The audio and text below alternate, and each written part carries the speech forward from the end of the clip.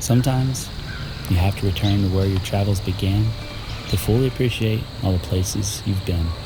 For us, it means coming back to a land of mountains covered in a dense, lush forest, punctuated by deep valleys that are carpeted in fields of green. It means returning to a land rooted deep in family, tradition, and faith, bound together and perpetuated by generations of storytellers. While our little family has long since learned that the definition of home isn't always necessarily tied to a geographical location or picket fence structure, the emotions of returning to the place where your childhood memories were born simply overwhelms the senses. This is where it all began. And like they say, while you may take the boy out of Tennessee, you can't take the Tennessee out of the boy. Now, let me show you all around the place where I come from. Sweet Tennessee, land for my bones and history. Sweet Tennessee, find me in your hill and in your stream.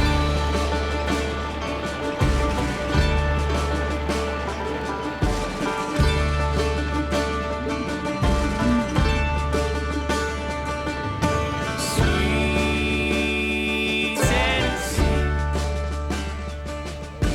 color of my soul in memory. Sweet Tennessee, sweet home Alabama, I'll never sing.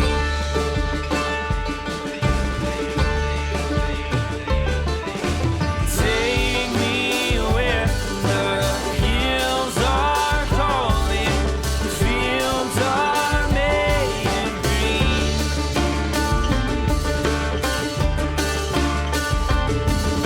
'Cause I don't need some big old city, Lord.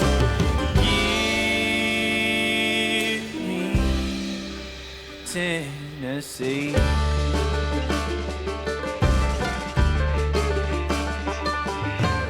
Sweet Tennessee, home of my love and family. Sweet Tennessee,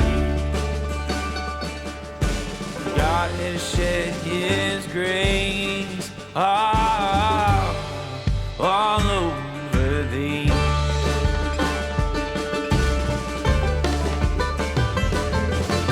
Take me where the hills are calling, the fields are made of green.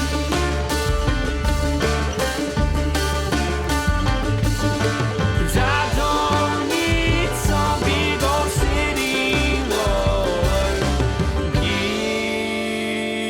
Give me Tennessee.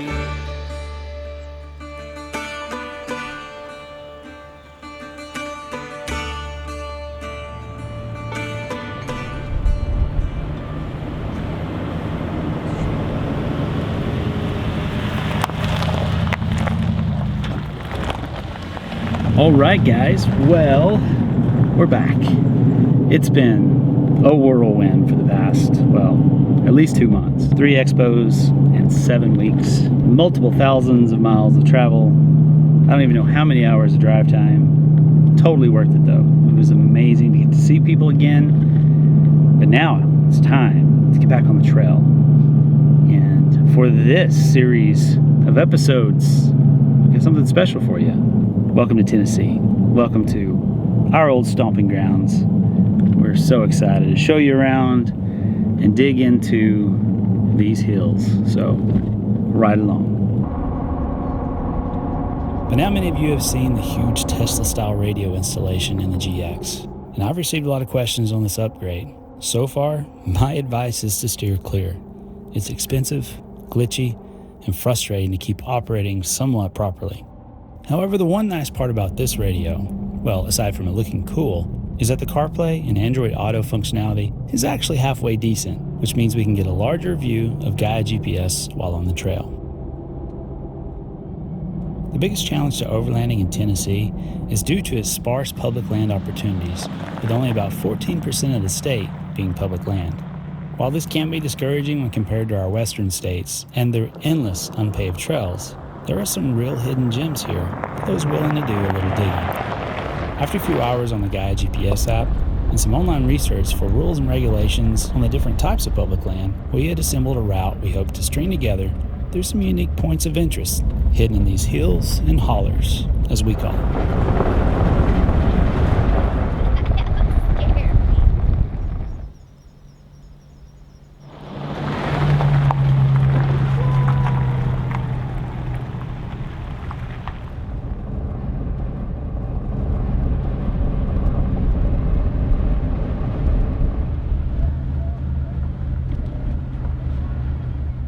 Well, we're off to a great start. The best laid plans, even on the East Coast. Well, fortunately, we have some workarounds. So, back we go.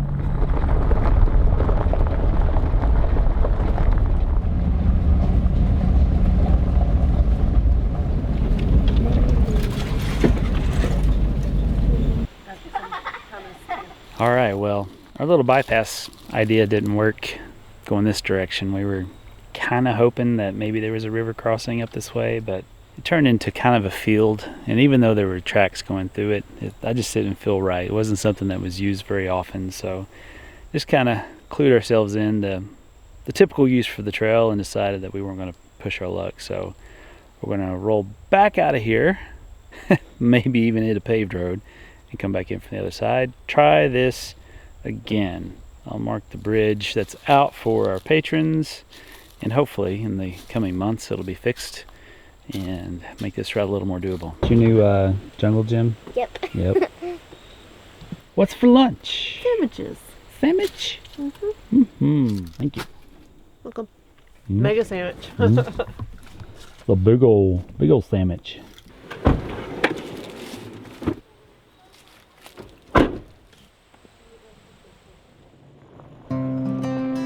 While you would never know it by driving through these densely wooded forests, back in the late 1700s and early 1800s, this region was described by early explorers as being covered in tall, thick grass, as far as the eye could see, with uncountable herds of bison, elk, and deer roaming its rolling hills.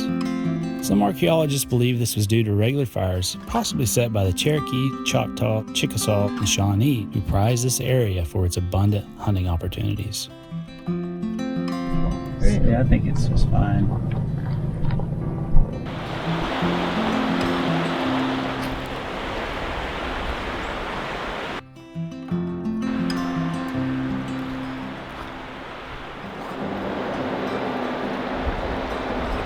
it looks to me like people have been crossing the river right there for ages. And on this side it says bridge closed. On that side it says road closed. You might be able to argue that the road's technically not closed if you have the right vehicle. Do that at your own risk, though. As settlers moved in and fire suppression efforts reduced the regular burns, trees gradually sprang up and covered the entire landscape in a forested canopy, with the exception of a few cultivated fields near the now scattered homesteads. With a growing number of immigrants making their way into the New World, enterprising minds looked to the resources now standing tall on the Cumberland Plateau, and soon the sound of crashing timber could be heard as America's need for growth began harvesting the now rich lumber supply.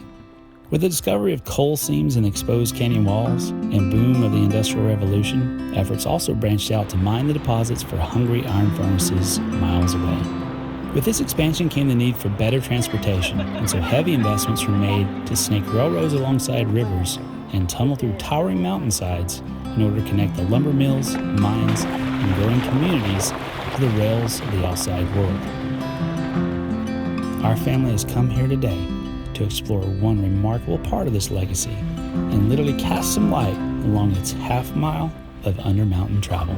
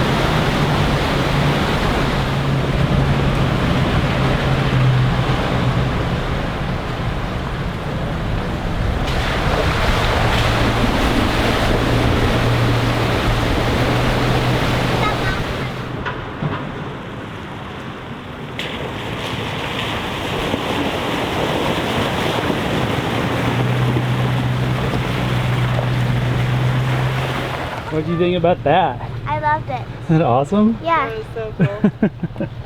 Do it again? Yeah.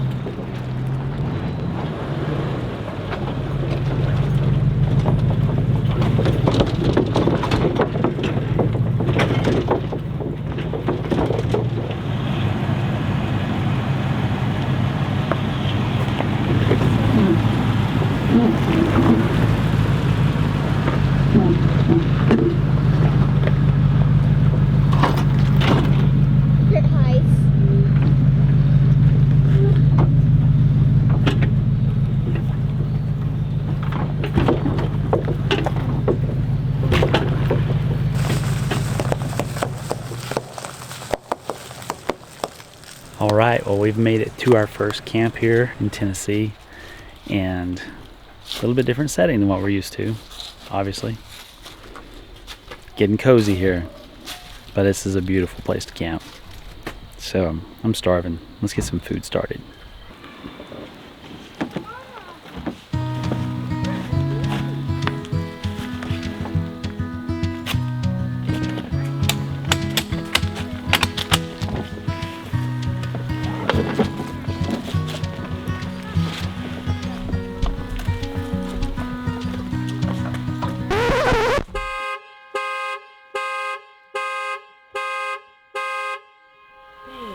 Don't be that guy. Don't be that person. Jeez.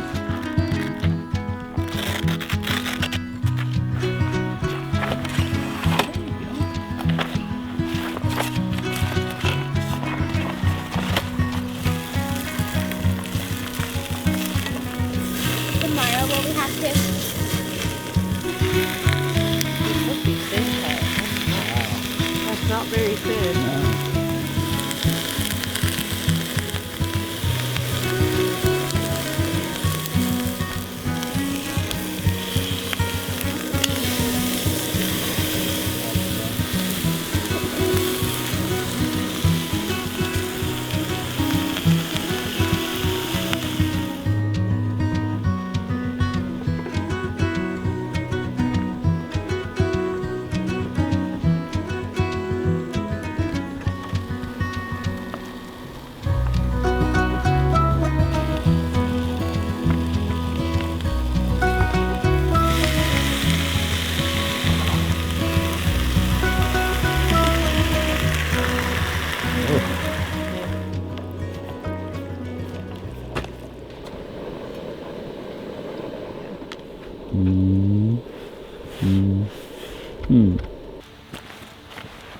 I was gonna say, I'm gonna have to go get a headlamp. I can't stand when I can't see the food I'm about to eat. I don't know why I'm so weird like that. Fly! Thank you. Can I pull your hair back a little bit? You ready for this? Ready.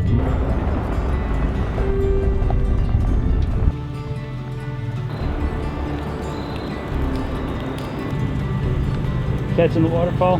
So I got chicken breast and a red bell pepper, kale, and noodles.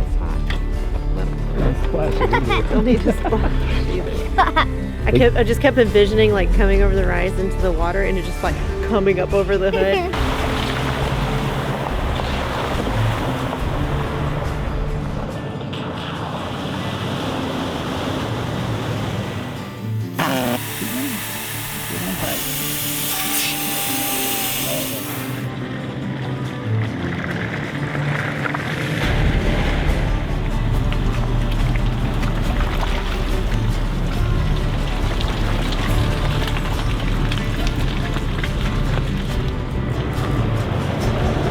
That was rough.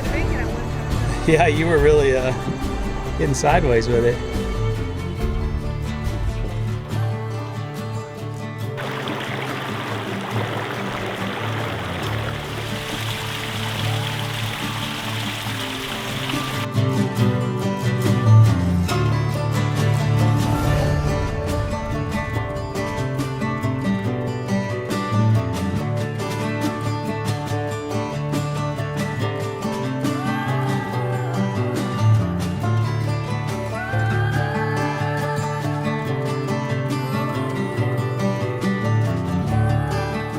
Lifestyle Overland is supported by viewers like you. If you like following our adventures, then please join us on patreon.com/lifestyleoverland. Thank you, painters, for all your support. Until next time, stay curious.